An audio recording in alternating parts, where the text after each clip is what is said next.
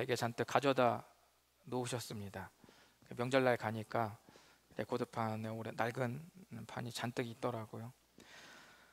여쭤보니까 한꺼번에 이제 고물상에 내다 판다고 하셔서 제가 절대로 그렇게 하지 말라고 했습니다. 후에 이 음반들이 귀중한 가치를 가질 것이기 때문에 그냥 잘 보관하는 것이 좋을 것 같다고 말씀드렸습니다. 아버지께서 모아놓은 음반은 기본이 30년 전 것입니다. 심지어 40년 전 것도 있고 50년 전 것도 있습니다. 우리나라 초창기 여성 아이돌 그룹도 있고 굉장히 희귀한 음반들이 그 안에 잔뜩 있었습니다. 아마도 이 음반은 해가 거듭될수록 가치가 떨어지기는커녕 아마 더 올라가게 될 겁니다. 더 낡아지는데 신기하게 더 높은 가치를 인정받게 됩니다. 단 조건이 있죠. 팔지 말고 가지고 있어야 되는 겁니다. 고물상에 내다 팔면 이거 전부 다 한 1,000원, 2,000원 받기 쉽지 않고, 중요한 것은 팔지 말고 가지고 있어야 점점 그 가치가 높아지는 것에 혜택을 받게 되어 있습니다. 어쩌면 이 조건은 우리의 신앙에도 그대로 좀 적용되지 않을까 생각합니다. 고린도전서 4장 16절 말씀에 보면 그러므로 우리가 낙심하지 않으니 우리의 겉사람은 낡아진다. 점점점 낡아진다.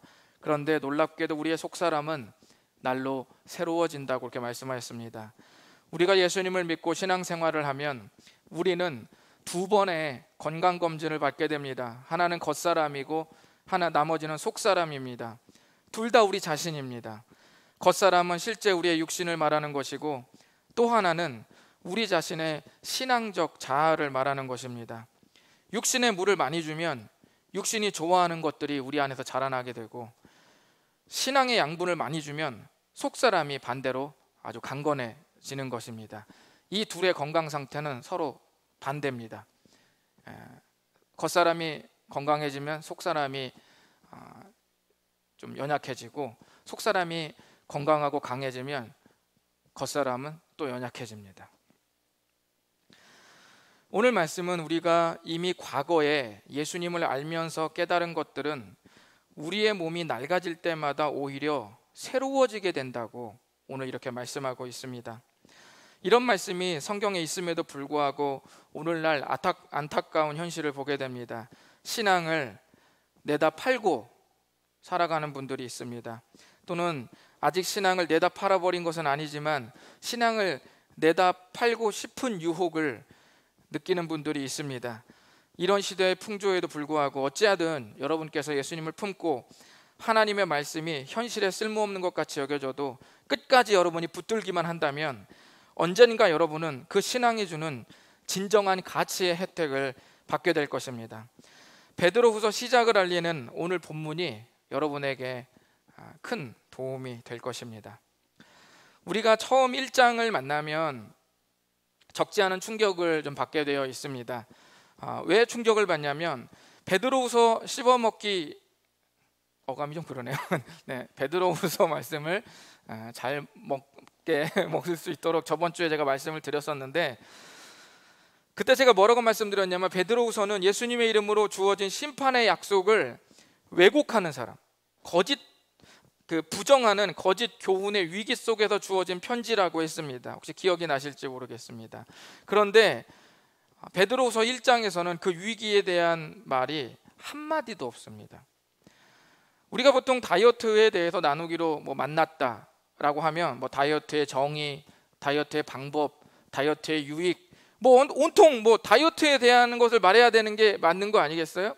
그런데 이 마지막 심판이 없다고 부정하는 거짓 가르침이 그 교회의 팽배해서 편지를 썼다는 그 베드로가 정작 자신의 편지 굉장히 긴 분량의 1장 전체에서는 이 거짓된 가르침의 위기에 대한 언급이 단 한마디도 나오지 않는다는 것입니다.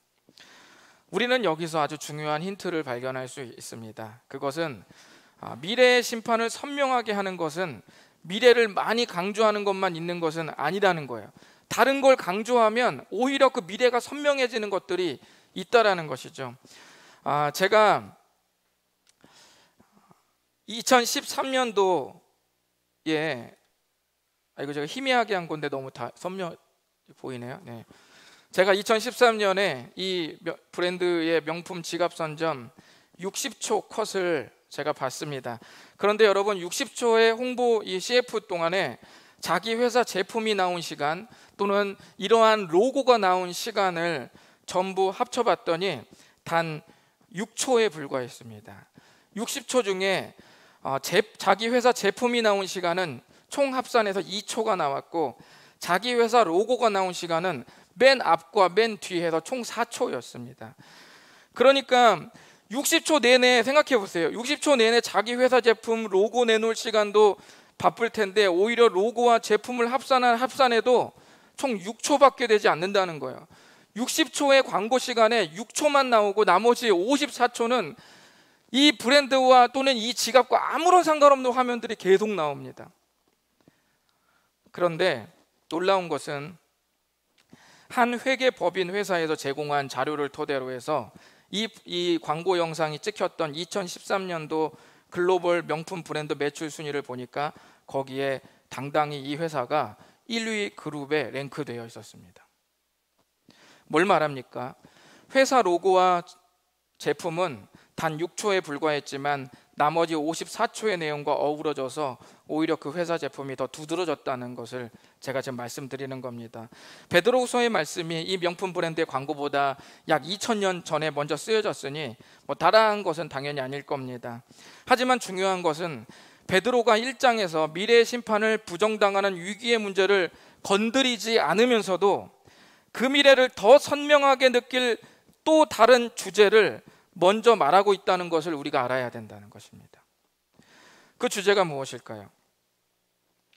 그것은 바로 힘겨운 현실을 살다가 희미해진 과거입니다.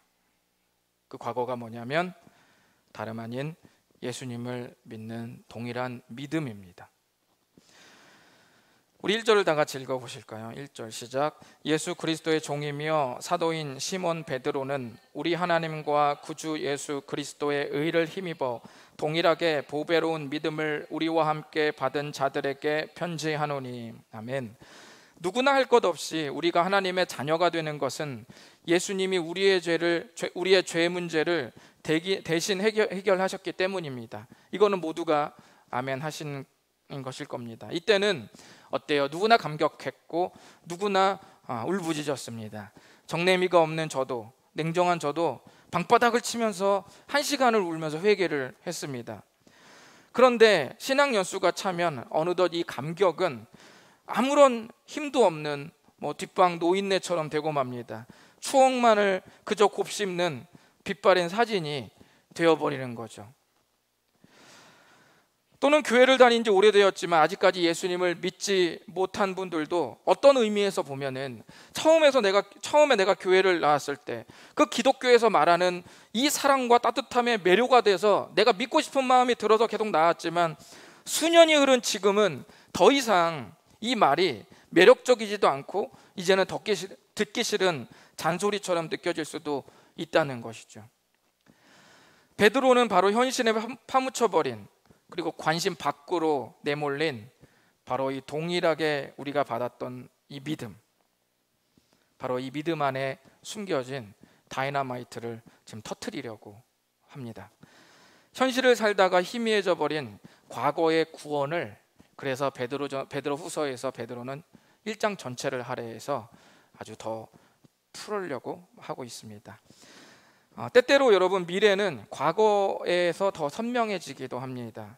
마치 헨젤과 그레텔 아세요? 새엄마가 헨젤과 그레텔을 숲속에 버렸을 때 그 한밤중에 어떻게 찾아오죠? 길목에 버려두었던 그 조약돌을 보면서 집을 찾아 돌아오잖아요. 그러니까 집을 찾아와야 되는 어떤 불확실한 한밤중 그 숲속 길은 어때요? 과거에 떨어놓았던 조약돌로 오히려 확실해지지 않았습니까?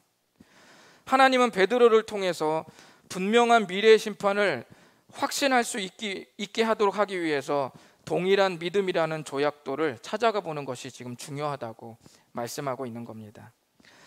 2절을 보면 우리 한번 읽어보실까요? 시작. 하나님과 우리 주 예수를 알므로 은혜와 평강이 너희에게 더욱 많을지어다. 아멘. 여기 보시면 우리 모두가 바라는 게 뭡니까? 크게 상징적으로 말하면 두 개입니다. 하나는 은혜. 여러분 심판을 바라세요? 은혜를 바라세요? 은혜를 바라죠. 그러면 여러분 환난을 바라세요? 평강을 바라세요? 평강을 바라죠. 폭풍을 바라십니까? 잔잔한 걸 바라죠. 잔잔한 삶을 바라시는 것이죠. 그러니까 우리의 삶은 크게 두 가지로 요약하면 하나는 은혜, 하나는 평강. 이것이 우리가 신앙생활을 하면서 궁극적으로 바라는 거 아닙니까? 그런데 2절 말씀 보시면 그 은혜와 평강이 어디서 온다고 말합니까? 하나님과 우리 주 예수를 알므로. 여기서 정확히 말하면 예수님 한 분을 말하는 겁니다. 하나님이자 우리 주 예수님을 알므로, 이런 뜻입니다. 여기서 안다는 것은 책상에서 뭐 영어 단어 막 암기하듯이 뭐 스쿨 학교, 스쿨 학교, 스쿨 학교 이렇게 외우는 이렇게 알아서 내가 이제 외워서 아는 이런 아는 걸 말하는 게 아니라 관계에서 비롯되는 인격적인 알미입니다. 우리가 사실 바라는 마음이 은혜와 평강 아닙니까? 혼탁한 세상 속에도 잔잔한 은혜와 평안이 내 가슴을 흐르는 것이 우리가 바라는 겁니다. 그런데 그 은혜, 그 평강이 예수님을 아는 데서 온답니다. 어떤 분은 2절 말씀에 역순으로 신앙생활을 하는 분들이 있습니다. 제가 요즘 바쁜데 좀 여유 있으면 그때 주님 찾아오겠습니다.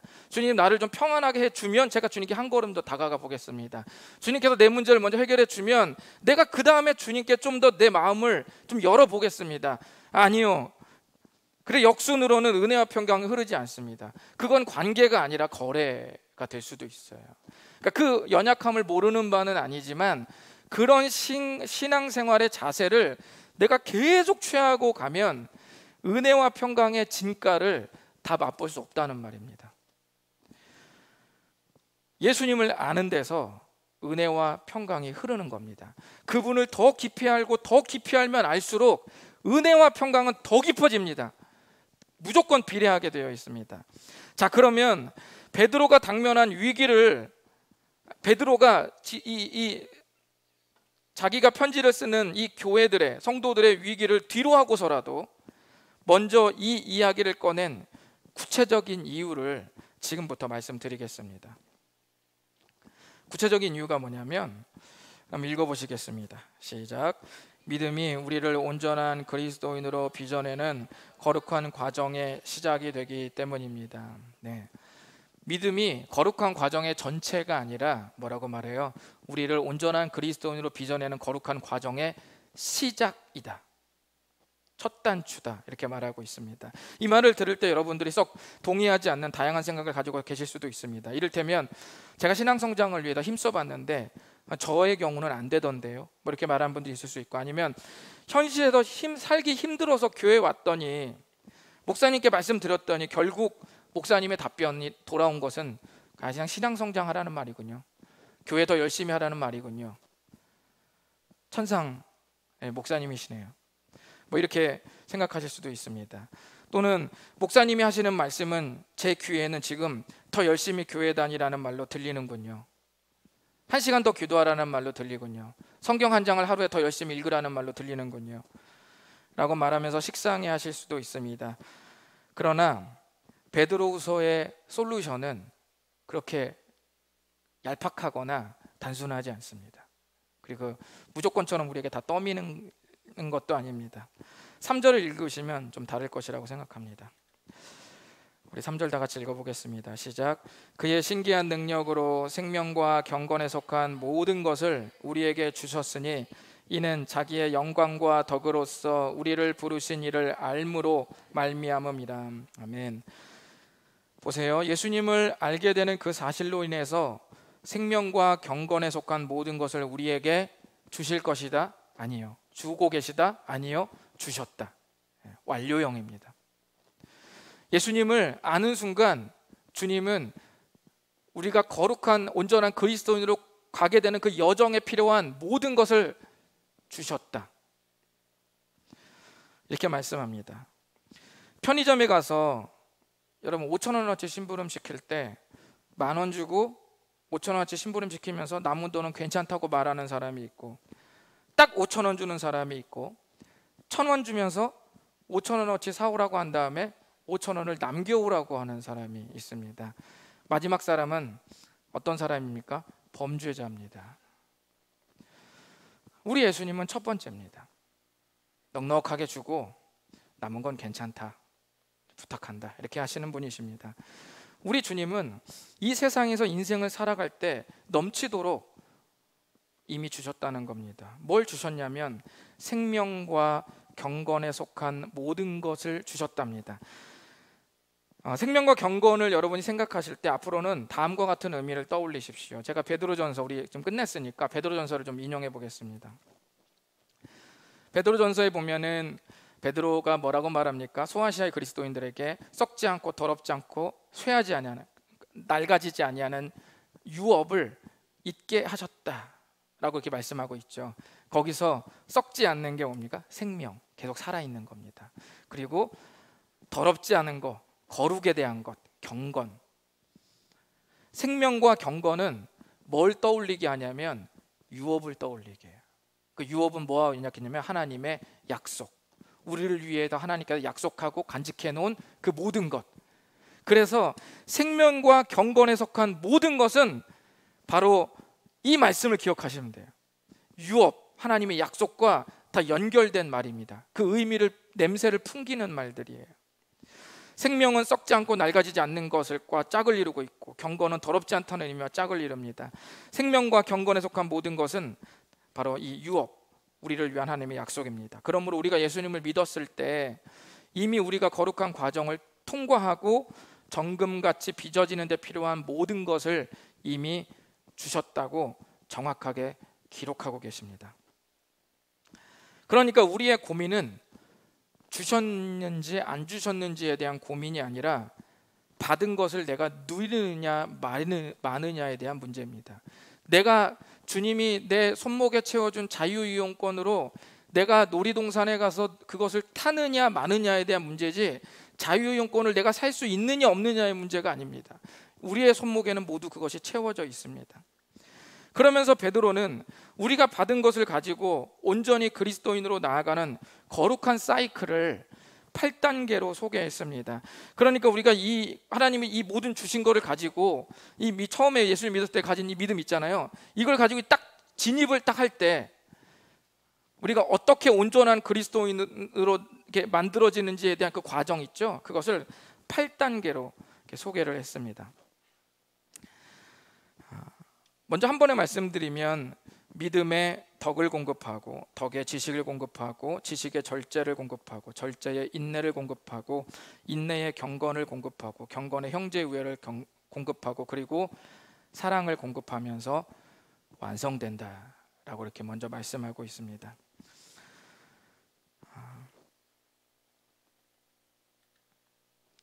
베드로서 1장 4절은 이렇게 말하죠. 이렇게 우리가 빚어지고 완성되는 과정을 일컬어서 4절 말씀은 뭐라고 말하냐면 신성한 성품에 참여하는 자가 된다, 이렇게 말씀합니다. 여기서 신성한 성품이라고 말할 때 여러분 그게 무슨 말이냐면 하나님께서 그 창세기에서 모든 만물을 창조하실 때 모든 생물을 각기 종류대로 창조하셨다고 그랬죠. 그러니까 전혀 다른 거예요. 이것과 이것 창조한 건 전혀 다른 거예요. 본질적으로 다르다는 말이죠. 신성한 성품이라는 말이 그 단어와 같은 뜻이에요. 그래서 신성한 성품에 참여하는 자가 된다는 말은, 그렇게 바뀐다는 말은 무슨 말이냐면 우리가 엉망진창에서 수정, 보완, AS대에서 나오는 게 아니라 이전에 거하고는 전혀 다른 본질의 새로운 사람으로 탄생된다는 거예요. 신성한 성품에 참여하는 자는 바로 그걸 의미하는 것입니다. 신성한 성품이라는 의미가 바로 그런 거예요. 내가 살던 모습, 존재와는 본질적으로 다른 것에 참여하게 된다는 말입니다. 그리고 우리도 그렇게 변화된다는 말입니다. 근데 여러분 잘 보세요. 이런 과정이 단순히 종교에 더 심취한 자로 만든다는 의미가 아닙니다. 제가 베드로전서를 나눌 때 여러분 뭐라고 말씀드렸냐면 하나님의 말씀과 악은 시소관계라고 했어요. 기억나세요? 그러니까 우리가 악한 행동을 최대한 절제하고 그 다음에 주님의 말씀을 사모하면서 나아가는 게 아니라 둘은 시소예요. 말씀에 신령한 젖을 사모하면 악은 어때요? 악의 욕구는 내려가게 돼 있고, 내 마음이 걱정과 염려와 악의 욕구로 올라가면 말씀은 자연스럽게 내려가게 되는 것이죠. 그래서 제가 이걸 언제나 시소관계라고 베드로전서 때 말씀드렸습니다. 악한 행동을 버리고 그 다음에 하나님 말씀으로 돌아가는 것이 아니라 이 둘 중에 어느 하나에 집중하면 남은 쪽은 자연스레 시소처럼 내려가게 되어 있다는 말이죠. 마찬가지로 신성한 성품에 참여하는 것이 뭐라고 말해요? 그 위에 보시면 위에 보시면 너희가 정욕 때문에 세상에서 썩어질 것을 피하여 신성한 성품에 참여하는 자가 되게 하려 하셨다, 이렇게 말씀하시죠. 두 개가 맞물려고 있죠. 신성한 성품에 참여하는 것이 정욕 때문에 썩어질 것에서 이미 피하게 된 상태다, 그걸 말합니다. 여기서 말해, 여기는 피하여라고 되어 있는데 원래 원어에는 과거입니다. 피했고라고 되어 있어요. 또는 피한 이래로 이렇게 되어 있습니다.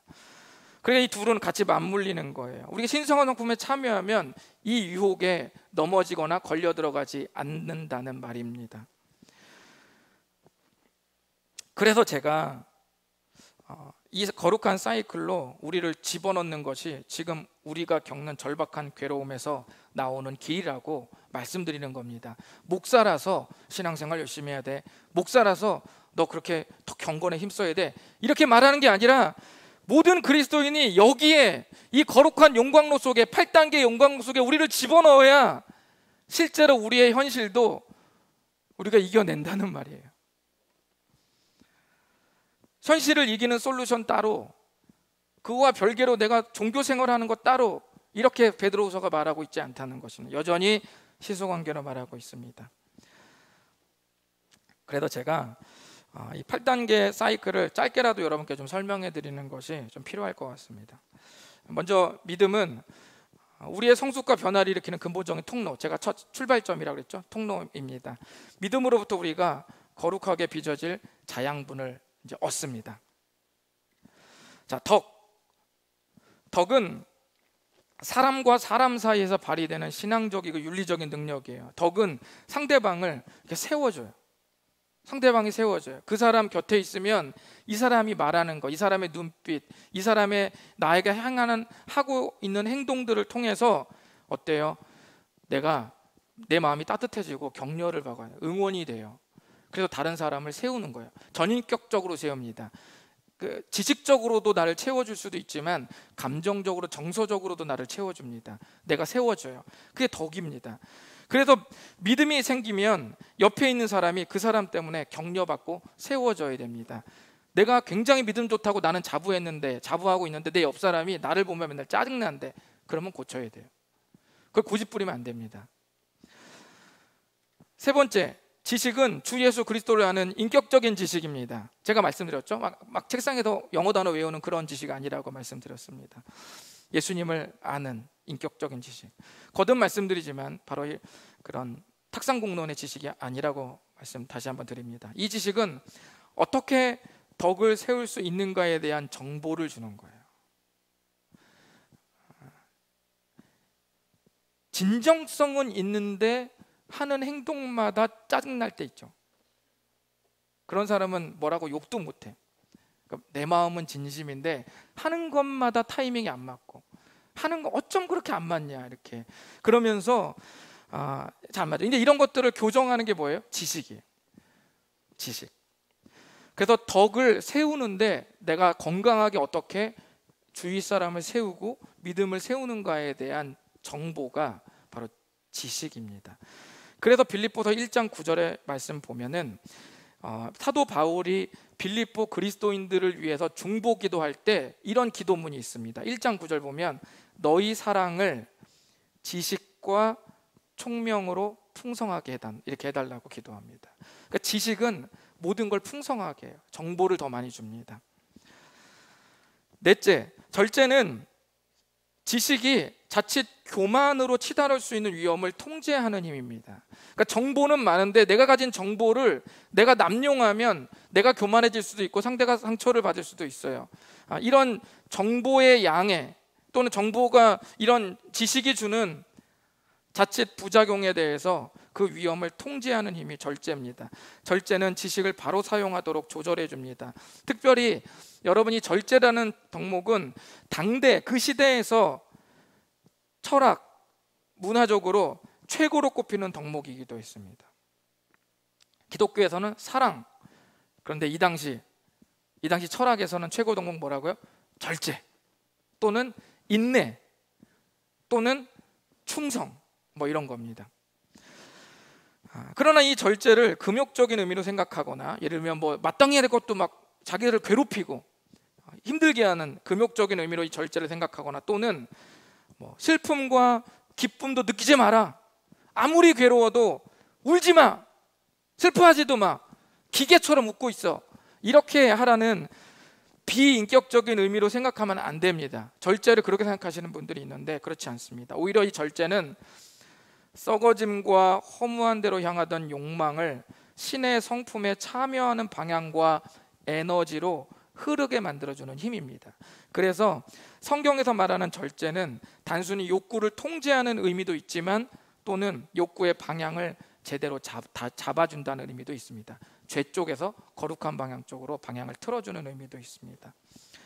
다섯 번째, 인내는 지속적인 절제입니다. 지속하게 하는 거죠. 인내의 문자적인 의미 뭔지 아세요? 인내에 담긴 헬라어의 원래 문자적인 의미는 아래에서 견뎌낼 능력이다, 이런 뜻이에요. 원래 어원의 뜻은 그렇습니다. 아래에서 견뎌낼 능력. 어떤 학자가 멋있는 표현을 썼는데 뭐라고 말했냐면, 인내는 슬픔을 다룰 수 있게 돕는다 그랬습니다. 절제는 쾌락을 통제한다면 인내는 슬픔을 다루는 힘이다, 이렇게 말을 했습니다. 어느 시대나 기다리고 참는 것이 쉽지는 않잖아요. 인내는 그리스도인들에게 시험의 때 하나님의 약속을 소망하도록 만들어줍니다. 여섯 번째, 경건은 뭘까요? 인내의 열매입니다. 경건이 인내의 열매이기 때문에 절대로 벼락치기가 안 됩니다. 그리고 개인적으로 제가 큐티하거나 말씀 묵상하는 분들에게 꼭 하는 말이 있는데, 큐티나 말씀 묵상하는 것도 훈련이거든요. 근데 훈련이라는 말은 뭐냐면 노하우가 쌓인다는 의미예요. 큐티나 말씀 묵상은 반드시 누적된 영적인 노하우가 쌓이게 됩니다. 묵상은 부지런히 꾸준히 한결같이 하면 할수록 그 사람을 정복합니다. 그래서 말씀 묵상 하나로도 그 사람이 이 땅에서 완전하게 살아갈 수 있는 정도의 엄청난 힘을 제공해요. 그러나 단편적으로 이걸 하면 하게 되는 게 아니라 누적된 양이 있어야 돼요.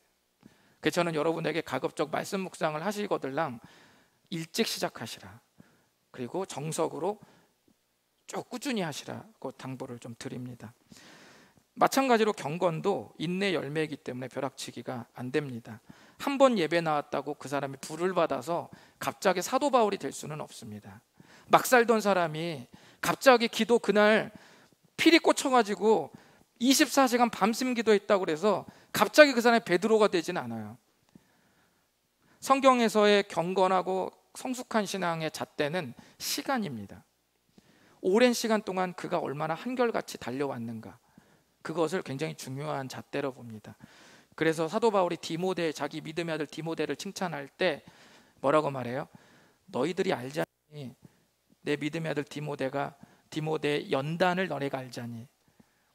이 연단이란 뜻이 검증된 시간이란 뜻이에요. 그런데 인내의 열매가 경건이라는 말은 어때요? 우리가 힘써 참고 기다린 후에 만나고 싶은 것이 경건이어야 된단 말이죠. 힘써 참고 기다린 끝에 만나는 것이 뭐라고요? 경건. 근데 좀 실망스럽죠. 많은 이는 오래 참고 기다린 후에 뭘 만나고 싶어요? 현재보다 더 나은 성공을 만나고 싶죠. 오래 참고 기다린 후에 뭘 만나고 싶어요? 누적된 문제의 회복을 만나고 싶죠. 오래 기다린 끝에 그 남자, 그 여자를 만나고 싶죠. 그런데 성경은 오래 참고 기다린 후에 뭘 만나고 싶어야 되느냐? 경건이 기다리고 있다, 이렇게 말합니다. 그러나 실망하긴 이릅니다. 후에 이 경건이 주는 엄청난 대반전들이 또 있습니다. 일곱 번째, 형제 우애는 하나님과의 수직적 관계의 경건이 수평적으로 드러난 겁니다. 여러분이니까 경건은 뭐예요? 하나님과의 관계잖아요. 그러면 이 하나님과의 이 경건한 관계가 사람에게 흐를 때 그걸 뭐라고 말해요? 형제 우애다, 이렇게 말합니다. 다시 말씀드리면 형제 우애는 남자들끼리의 우애를 말하는 게 아닙니다. 형제는 통상적으로 관계를 말하는 겁니다. 여기서 형제의 우애가 혈연을 말하는 게 아니라, 가족을 말하는 게 아니라, 초대교회는 구원받은 교회 공동체 서로에게 형제라고 말했습니다. 자매라고, 가족적인 의미로 서로 표현했습니다. 하나님과의 경건이 우리에게 적용되면 형제 우애의 모습으로 나타납니다. 이른바 보여진 경건. 아시죠? 예수님도 그랬죠. 너희가 서로 사랑하는 그 모습이 세상에서 봤을 때 이로써 너희 모든 사람이 너희가 내 제자인 것을 안다 그랬죠. 그 구분하는 척도가 바로 그 모습입니다. 형제 우애의 모습. 마지막 8번째는 사랑입니다. 사랑은 특별한 관계를 넘어선 예수님의 십자가 사랑이죠. 십자가 사랑. 그 사랑은 우리의 상태에 따라 어때요? 기복을 보이지 않아요. 하나님의 사랑은 기복이 없습니다. 내가 더 사랑한다고 해서 주님이 더 주지 않고, 덜 사랑한다고 해서 주님이 깎지 않습니다. 주님의 사랑은 언제나 최상급 사랑입니다. 여러분, 이것을 뭐라고 혹시 하시는지 아세요? 우리의 상태에 따라 기복을 보이지 않고 하나님의 약속에 변함없는 충실한 사랑. 이거 뭐라고 말씀드린지 아십니까? 내 영혼의 홈트를 충실하게 들었던 사람은 알 수 있습니다. 이것을 바로 헤세드라고 말합니다. 베드로전서 1장 22절에 말씀드린 것처럼 진리에 대한 직접적인 적용으로 뜨거운 사랑을 명령한 적도 있었습니다. 너희가 마음으로 뜨겁게 서로 사랑해라, 이렇게 당부한 적이 있었습니다. 사실 형제 우애부터는 사랑의 한 부분입니다. 형제 우애도 사랑이고, 마지막 8번째 사랑도 사랑이에요. 그래서 좀 단계적으로 이렇게 말한 거예요. 형제 우애는 주로 믿는 사람의 공동체 안에서의 어떤 관계라면, 사랑은 제한 없는 아주 통합적이고 아주 예수님의 십자가에 불같이 뜨거운 좀 그 궁극의 사랑이라고 생각하시면 됩니다. 지금까지 제가 우리가 온전한 그리스도인으로 빚어지는 8단계를 설명해 드렸습니다. 자, 8가지 단계에서 소개된 덕목은 나중에 여러분 베드로 후서 전체의 가르침에 적용되고, 또 베드로 후서에 소개된 거짓 가르침에도 이게 다 적용됩니다. 그래서 거룩 가르침을 베드로가 어떻게 다 꺾어버리냐면, 이 8단계의 이 거룩한 덕목을 거룩한 가르침이 다 뭉개버려요. 그것을 나중에 2장부터 계속 베드로가 간접적으로 증명하고 있습니다. 그래서 제가 계속 종종 말씀 전할 때 연결시켜 드리도록 하겠습니다. 8가지 거룩한 사이클을 종합하면서 주의해야 될 것이 있어요. 이 순서를 무조건 기계적인 단계로 생각하시면 안 돼요. 믿음 다음에 덕 다음에 지식, 다음에 절제, 인내, 이렇게 생각하시지 말고, 이거는 베드로가 이렇게 제시한 거예요. 그런데 이 안에서의 사이클은 조금씩 바뀌기도 해요. 다른 성경 보면 이렇게 앞과 뒤가 좀 바뀌기도 합니다. 8가지 단계에 소개된 이 덕목은 베드로서 전체의 가르침에도 또 적용되죠. 8가지 거룩한 사이클을 종합하면서 우리가 다시금 생각해 볼 것은 기계적 단계를 밟는 것이 아니다. 그리고 믿음에서 시작해서 어디로 끝납니까? 제가 너무 많이 갔나요? 제가 사랑으로 끝난다 그랬죠. 믿음에서 시작해서 사랑으로 끝난다. 좀 예리하게 보신 분은 8가지 덕목할 때 앞과 뒤에는 제가 빨간색으로 했다는 것을 알 수 있을 텐데, 이걸 관찰력 있는 분들은 아마 보셨을 겁니다. 믿음에서 시작해서 사랑으로 끝납니다. 그 사이의 과정은, 단계는 바뀔 수 있지만 믿음에서 시작해서 어디로요? 꼭 사랑해서 끝납니다. 이것이 믿음의 완전체, 성숙해서 마지막에 드러나는 게 바로 사랑입니다. 왜 이것이 맞냐면, 다른 모든 성경에서도 동일하게 이것을 말하고 있기 때문입니다. 예를 들면 하나만 찾아보면 갈라디아서 5장 6절 보시면요, 그리스도 예수 안에서는 할례나 무할례나 효력이 없으되 사랑으로서 역사하는 믿음뿐이다 라고 그렇게 말했습니다. 당대 문화와 철학들이 꿈꾸는 최고 덕목들과 베드로 후서 말씀이 강조하는 덕목은 정반대였습니다. 당대는 제가 아까 말씀드린 대로 절제, 인내, 충성, 이런 것들을 최고로 꼽았다면, 겸손, 사랑, 이런 것들은 당대 철학이 무시했어요. 이렇게 낮은 수준의 덕목들이었습니다. 그럼에도 불구하고 사랑이 마지막에 빚어진 덕목이라는 것은 상당히 의미가 심장하죠. 우리 예수님도 어디에서 우리의 죄를 해결하셨습니까? 또 어디에서 모든 약속을 성취하셨습니까? 바로 십자가에서 성취하셨습니다. 로마서 5장 8절, 십자가에서의 죽으심을 뭐라고 말하냐면 사랑의 확증이다, 이렇게 말했습니다. 우리가 기억해야 할 것은 우리 삶에서 이 거룩한 사이클에 우리를 던져 넣는 것을 해도, 우리가 거룩한 사이클에 우리가 던지라고 오늘 목사님 말씀했으니까 해도 되고 안 해도 된다, 이렇게 생각하실 수 있는데 좀 그렇게 생각하지 않으셨으면 좋겠습니다. 다시 말씀드리지만 베드로후서 1장 5절을 보면 더욱 힘써 이 용광로에 너희들을 집어넣어라, 이렇게 말씀하고 있습니다. 더욱 힘써라는 말은 모든 열정을 쏟아 부어라, 넷플릭스만큼 시간 쏟아라, 유튜브 보는 만큼 시간 들여라, 화장실 가는 것처럼 정기적이어라, 이렇게 말하고 있는 겁니다.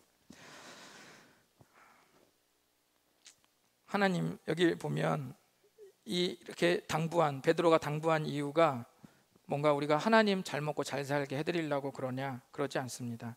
시소관계입니다. 우리를 거룩한 용광로에 던져 넣는 것과 지금 우리 머리를 쥐어뜯는 삶은 시소의 맞은편이에요. 이걸 하면 이게 내려가고 이게 커지면 이게 내려갑니다. 제가 이렇게 길게 설명드린 이유도 우리가 이 삶을 종교적인 노력으로 오해하지 말고 우리가 살고 죽는 문제로 여길 수 있었으면 하는 바람에서 말씀드렸습니다. 이렇게 될 때 우리는 예수님을 깊이 알게 되면서 게으르지 않고 열매 없는 자가 되지 않게 됩니다. 그리고 8절에서도 여전히 시소관계로 말하고 있지요. 우리 주 예수 그리스도를 알기에 열매 없는 자가 되지 않게 하려니와, 계속 시소관계로 말하고 있습니다. 그러나 이런 삶으로 나를 던져 넣지 않으면 자연스럽게 어떻게 되는지도 구절은 소개하고 있습니다. 읽어보겠습니다. 시작. 이런 것이 없는 자는 맹인이라 멀리 보지 못하고 그의 옛 죄가 깨끗하게 된 것을 잊었느니라. 여기 잘 보시면 뭐라고 되어 있어요? 이런 것이 아니면, 이런 거룩한 용광로에 나를 끊임없이 내 삶에서 자꾸 집어넣지 않으면 맹인이라 멀리 보지 못하고 옛 죄가 깨끗하게 된 것을 잊는다라고 말했습니다. 잘 보시면 시각장애인이라고 말했는데, 물론 시각장애인은 다 못 보잖아요. 그런데 성경에 뭐라고 되어 있어요? 아예 못 보는 게 아니라 멀리 보지 못한다, 이렇게 되어 있죠. 이것이 무엇을 의미하냐면 시력이 좋은데 자신이 능동적으로 그 시력을 안 좋게 만드는 겁니다. 그래서 어떤 학자는 이 1장 9절의 시각장애인을 자발적 시각장애인이라고 말했습니다. 하나님은 8단계 거룩한 사이클에 나를 던져 넣었을 때 우리가 실패 없이 빚어질 생명과 경건에 속한 모든 것을 이미 주셨다고 말씀하셨습니다. 주님 주셨어요. 그 안에 집어넣으면 마지막에 탁 빚어져서 나올 때 실패 없이 빚어져서 나올 모든 과정에 필요한 것들을 다 주셨다고 하셨습니다. 오늘 이 시간, 이 삶에 헌신하는 분은 분명히 10절과 11절의 말씀처럼 하나님께서 내 이름을 부르신 그때와 같은 확신에 계속 머무를 뿐만 아니라 11절 영원한 나라에 들어갈 때까지 우리를 넉넉히 이끌어 주심을 체감할 겁니다. 사진을 보시면 어디 같으세요? 바다. 네, 맞아요. 그렇죠. 틀렸습니다. 사진을 보시면 구름 위 하늘을 찍은 겁니다. 우리가 이 사진을 볼 때 우리가 구름 위에 있는다는 것을 생각하면 이것은 만유인력의 법칙을 거스르는 것이라고 생각합니다. 그러니까 이 위에 우리가 떠 있을 수가 없죠. 그러나 우리가 조금 더 멀리서 보면 이 사진이 사실 비행기 안에서 찍었다는 것을 알게 됐을 때 우리는 그 사람이 이미 거기에 있다는 것도 알게 됩니다. 우리가 보는 시야는 언제나 우리의 판단력을 바꾸는 거예요. 가까이 보면 볼수록 할 수 없는 것이 많아지고 믿음의 시야로 멀리 보면 볼수록 내가 감당할 수 있는 것들이 눈에 보이게 됩니다. 오늘날 우리들은 수많은 거짓말에 휩싸여 살고 있습니다. 과거가 전혀 필요 없다는 거짓말을 들으며 살고 있습니다.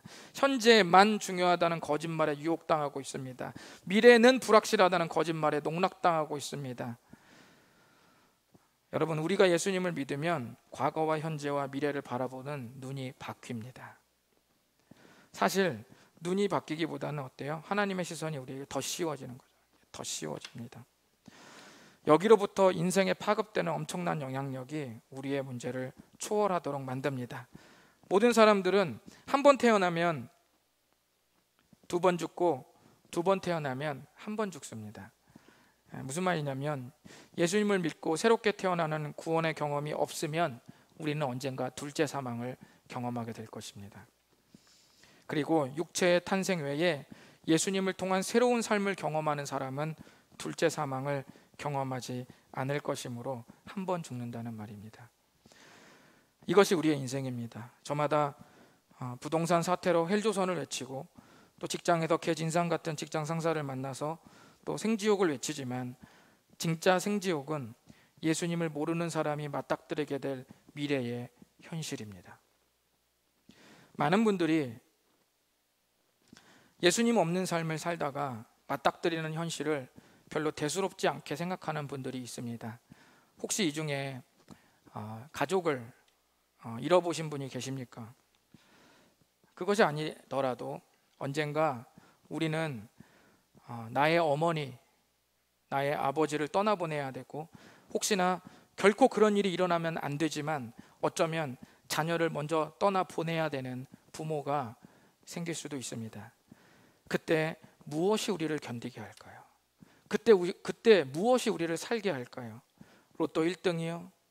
동남아 사이판 한 달 살기 무료 쿠폰이요? 정규직 채용이요? 연봉 1억이요? 부동산 시세 차익이요? 어떤 분은 저에게 묻습니다. 신앙이 정말 인생에 도움이 되나요? 저는 10수년 동안 원로 목사님을 따라 수많은 장례식에 참석했습니다. 그때 그분들을 견디고 버티게 하는 그 위로가 무엇이었을까요? 예수 그리스도를 믿는 믿음, 오직 그것 하나였습니다.